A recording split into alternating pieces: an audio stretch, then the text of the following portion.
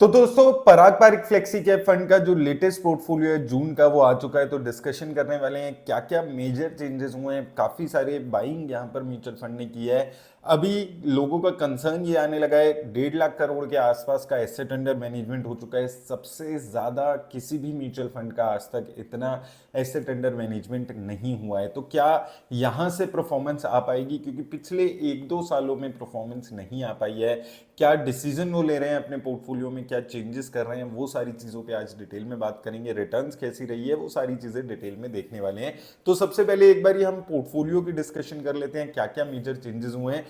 तो दोस्तों यहाँ पर मैंने इनका पोर्टफोलियो यहाँ पर अप्रैल मई जून तीनों मंथ का यहाँ पर ऐड कर लिया है। और इसमें ये कंपनीज हैं जहाँ पर एक्सेसिवली एडिशन ये कंपनी करती हुई नजर आ रही है। ये फंड लगातार इन कंपनीज में एडिशन कर रहा है और एक हैवी बाइंग यहाँ पर जून के मंथ में देखने को मिली है। इसमें ITC, Kotak Mahindra Bank, HCL Tech, Infosys, Bharti Airtel, TCS, Indian Energy Exchange, EID Parry, Indraprastha Gas, इन सीएमएस इन्फो और पेट्रोनेट एलएनजी जैसी कंपनीज हैं। तो पर्टिकुलरली बैंकिंग सेक्टर में जहां पर कंपनीज में गिरावट है, जैसे कोटक महिंद्रा बैंक में काफी गिरावट है, तो ये लगातार इसमें एडिशन कर रहा है। इसके अलावा आईटीसी में अच्छी खासी गिरावट है, लगभग 52 वीक लो पर है, तो ये लगातार इसमें एडिशन कर रहा है। इसके अलावा आईटी सेक्टर जिसपे किसी को भरोसा नहीं है, वहां पर लगातार ये फंड एडिशन कर रहा है। अभी रिसेंटली 2-3 महीने पहले ही इसने इन कंपनीज को ऐड किया था और लगातार अब एग्रेसिवली बाइंग यहां पर आपको देखने को मिलेगी। एचसीएल टेक, इन्फोसिस, टीसीएस, ये 3 कंपनीज में लगातार बाइंग आपको देखने को मिलेगी।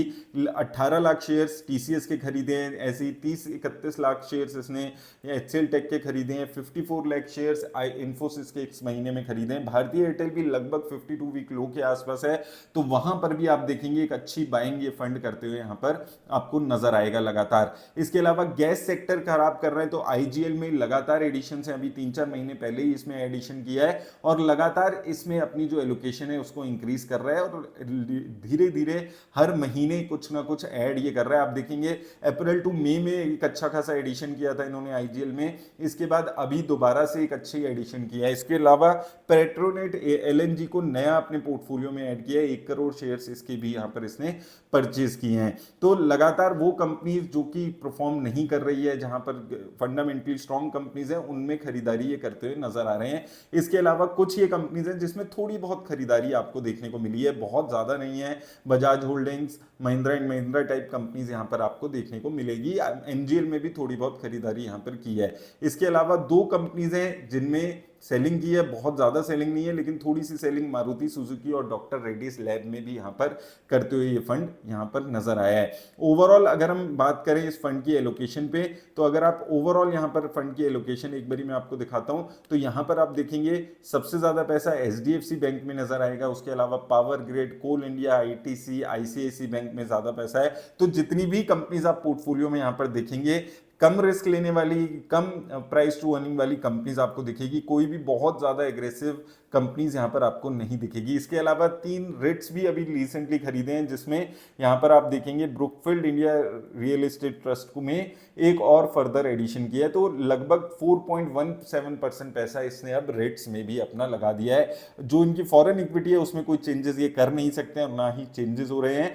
लेकिन ओवरऑल पोर्टफोलियो के मुकाबले एलोकेशन कम होते हुए नजर आ रहा है। आज से 5 साल पहले ये 30% के आसपास एलोकेशन था इनका फॉरेन इक्विटी में, अब गिरकर सिर्फ 10% के आसपास एलोकेशन रह गया, क्योंकि कंपनीज में कोई एडिशन नहीं कर सकते हैं। शेयर आप देखेंगे नंबर ऑफ इतने ही है, फंड का साइज बढ़ रहा है, तो उसके हिसाब से ओवरऑल पोर्टफोलियो की परसेंटेज कम हो रही है। सेक्टर एलोकेशन अगर क्विकली देखते हैं तो इसमें सबसे ज्यादा पैसा बैंकिंग सेक्टर में है, आईटी में एग्रेसिवली बाइंग है। ओवरऑल पोर्टफोलियो में कम कम आपको देखने को मिला है, लेकिन उसके बाद भी एक अच्छी खासी बाइंग यहां पर इन्होंने इन 3 आईटी सॉफ्टवेयर कंपनीज में की है। इसके अलावा ऑटोमोबाइल्स, पावर सेक्टर देखेगा, गैस सेक्टर में अभी 1.5% के आसपास एलोकेशन हो गया है धीरे धीरे।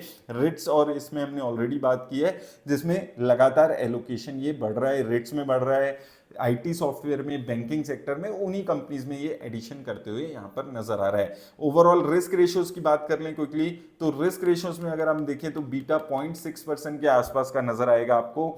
स्टैंडर्ड एविएशन 10% के आसपास की है, जो दिखा रही है बहुत ज्यादा वॉलेटाइल फंड नहीं है, स्टेबल फंड है। शार्प रेशियो भी ठीक नजर आती है 0.89% की। पोर्टफोलियो टर्नओवर रेशियो 17.48% की है, जो दिखा रही है कि बहुत ज्यादा फ्रीक्वेंटली फंड चेंजेस नहीं करता है, जो कंपनीज हैं उन्हीं को अपने पोर्टफोलियो में रखता है और उन्हीं से लगातार उन्हीं में एडिशन डिलीशन ज्यादातर यहाँ पर इस फंड में आपको देखने को मिलता है। रिटर्न्स की बात कर लें तो देखिए एक साल में कुछ खास रिटर्न नहीं है, 2026 का one of the worst performing fund है, लेकिन ये फंड कभी क्लेम भी नहीं करता कि एक साल डेढ़ साल में रिटर्न देगा। 2025 उसके अलावा आप देखेंगे 25 24 23 इसमें कंसिस्टेंट रिटर्न्स थी। ओवरऑल अगर आप देखेंगे अभी एक साल में नेगेटिव रिटर्न्स है, तो इसलिए इन्वेस्टर्स थोड़े से परेशान है, लेकिन समझ के चलना है आपको कि कम रिस्क लेता है और कभी क्लेम भी नहीं करता है कि ये 50 60 70% की रिटर्न कभी जनरेट करेगा। 15 से 20% की रिटर्न अगर आपको लॉन्ग टर्म में इस फंड में मिलती है तो आप समझिएगा कि फंड ने अपना वादा पूरा किया है और आपको बिना रिस्क लिए बहुत ही मिनिमम रिस्क लेके रिटर्न्स देने वाले फंड्स में से एक फंड है।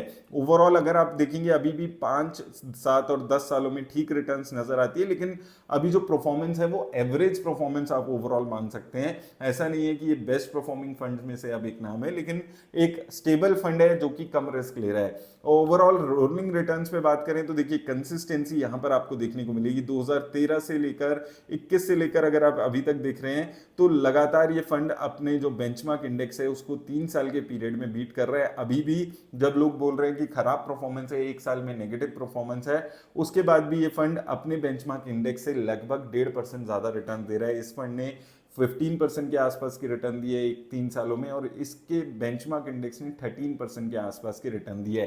तो देखिए सिंपल सी बात है, ये फंड अपनी जो स्ट्रेटेजी है उसको कंप्लीटली वही फॉलो कर रहा है। Value oriented companies, fundamentally strong companies जो डिस्काउंट पे अवेलेबल है उनमें इन्वेस्ट करता है और अभी भी वही कर रहा है। आईटी सेक्टर जब कोई इन्वेस्ट नहीं कर रहा है, ये फंड धीरे धीरे लगातार एलोकेशन बढ़ा रहा है।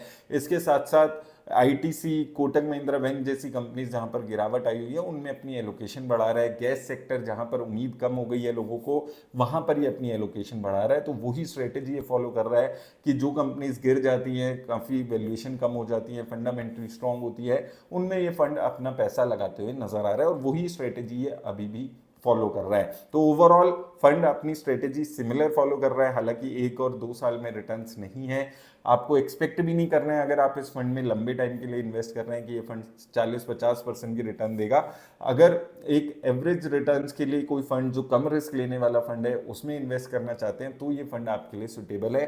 ज़्यादा रिस्क ज़्यादा रिटर्न वाला ये फंड नहीं है। उम्मीद है आपको हेल्प मिलेगी इस वीडियो से। धन्यवाद।